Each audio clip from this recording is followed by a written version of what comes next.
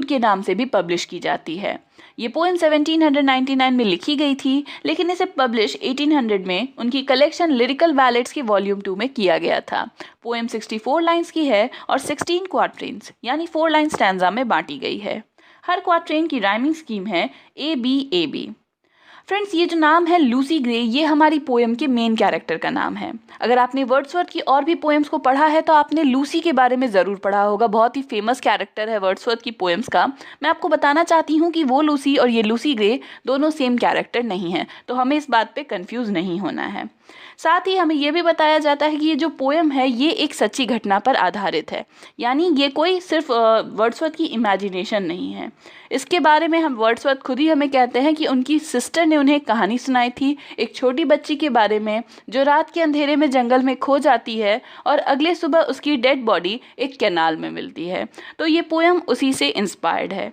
Poem की main theme है death और इसे ही पूरी स्टोरी में, पूरी पोएम में समझाया गया है।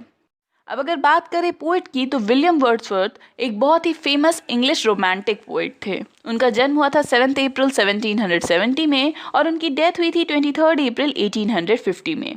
वो ब्रिटेन के पोइट लॉरिएट भी रह चुके हैं और उनकी सबसे जो फेमस वर्क है उसका नाम है लिरिकल बैलेड्स, जो उन्होंने अपने फ्रेंड ST कॉलरिज के साथ मिलकर लिखी थी। अब चलिए फ्रेंड्स, आगे बढ़ते हैं और इस पोएम को पढ़कर समझने की कोशिश करते हैं।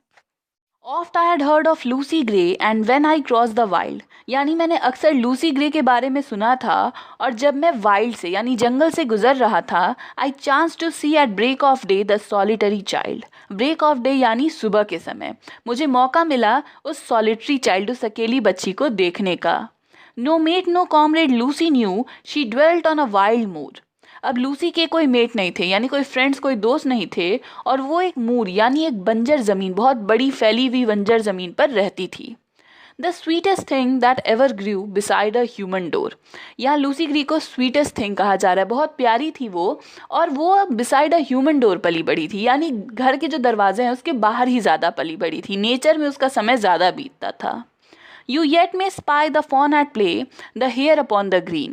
यानी अब पोइट कह रहे हैं कि आप एक फॉन को यानी एक डियर के बच्चे को खेलते हुए देख सकते हैं या एक हेयर को, खरगोश को घास के मैदान में देख सकते हैं। But the sweet face of Lucy grey will never more be seen, लेकिन ये जो लूसी ग्रे का प्यारा सा चेहरा है अब हम उसे दोबारा नहीं देख सकते हैं। यानी लूसी ग्रे अब इस दुनिया में नहीं है, उसकी मौत हो चुकी है। Tonight will be a stormy night, you to the town must go. अब यहाँ पर एक कन्वर्सेशन हो रही है लूसी ग्रे और उसके फादर के बीच में, और उसके फादर उसे कहते हैं कि आज की रात एक स्टॉर्म आने वाली है, एक तूफान आने वाला है, लेकिन तुम्हें टाउन जाना होगा, शहर को जाना होगा। And take a lantern child to light your mother through the snow, यानी अब जब तुम टाउन को जाओगी तो अपने साथ एक लैंटर्न लेके जाना। क्यों? क्योंकि तुम जब लौटोगी तो अपनी मम्मी के साथ रहोगी, अपनी माँ के साथ रहोगी और उस स्नो में तुम्हें रोशनी की ज़रूरत होगी ताकि तुम अपना रास्ता ढूंढ सको, तो अपने साथ एक लैंटर्न लेके जाना। That father will I gladly do, TISS scarcely afternoon. अब इस पे लूसी ग्रे कहती है कि पापा मैं ऐसा ज़रूर करूँगी, लेकिन अभी तो दोपहर ही हुई है, ठीक से अभी शाम हुई नहीं है, दोपहर का ही समय है। The minster clock has just struck 2 and yonder is the moon. और ये जो घड़ी है इसमें अभी जस्ट 2 बजे ही हैं, अभी दोपहर का समय है, 2 बजे ही हैं और अभी चांद निकलने में बहुत समय है, चांद बहुत दूर है। At this the father raised his hook and snapped a fagot band. अब इतनी कन्वर्सेशन के बाद इसके जो फादर थे वो वापस से अपने काम में लग गए। उन्होंने अपने औजार उठाए और साथ में एक बैंड था उसे कसकर खींचा। He plied his work and Lucy took the lantern in her hand.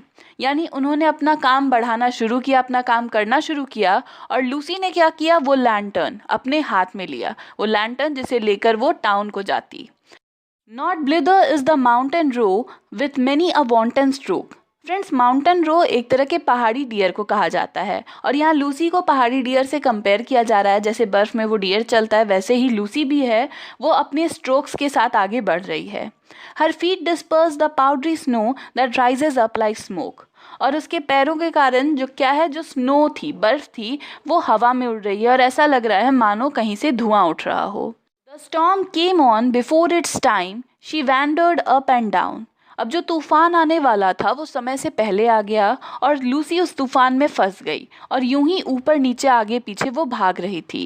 And many a hill did Lucy climb but never reach the town. और उसने कई छोटे पहाड़ पार किए लेकिन फिर भी वो टाउन को, शहर को नहीं पहुंच सकी, यानी लूसी उस जंगल में बर्फ में खो गई। The wretched parents all that night went shouting far and wide। अब जो लूसी के पेरेंट्स थे, उसके मम्मी पापा थे, वो उसे आवाज़ दे रहे थे, उसे ढूंढ रहे थे। But there was neither sound nor sight to serve them for a guide. लेकिन ना ही उन्हें कोई आवाज़ आई, ना ही उन्हें कुछ ऐसा दिखा जिससे उन्हें पता चल सके कि उनकी लूसी कहाँ है। At daybreak on a hill they stood that overlook the Moore.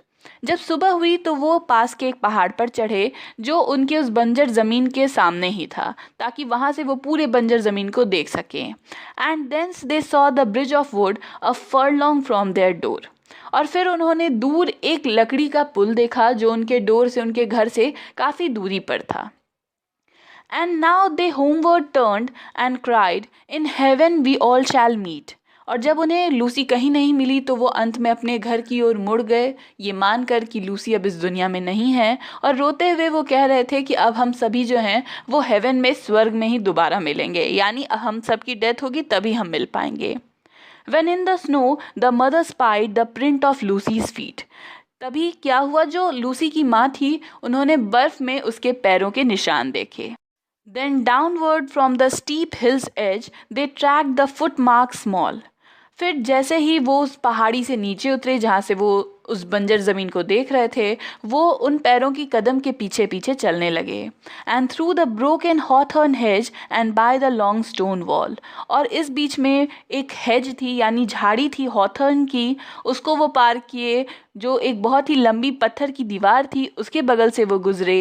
And then an open field they cross, the marks were still the same.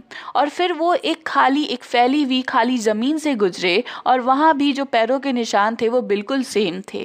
They track them on nor ever lost and to the bridge they केम।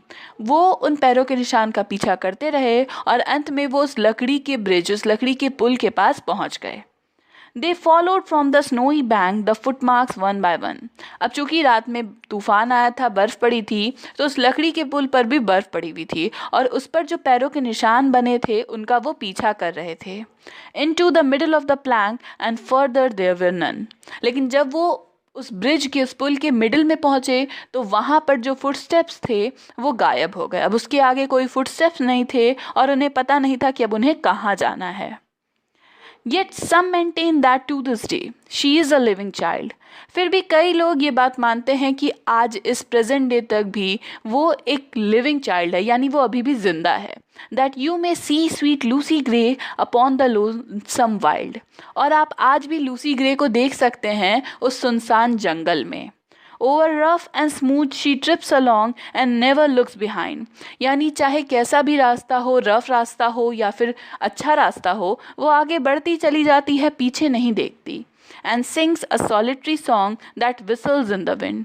और साथ ही वो एक गाना गाती है जो कि हवा में बिल्कुल एक मधुर धुन की तरह सुनाई देती है।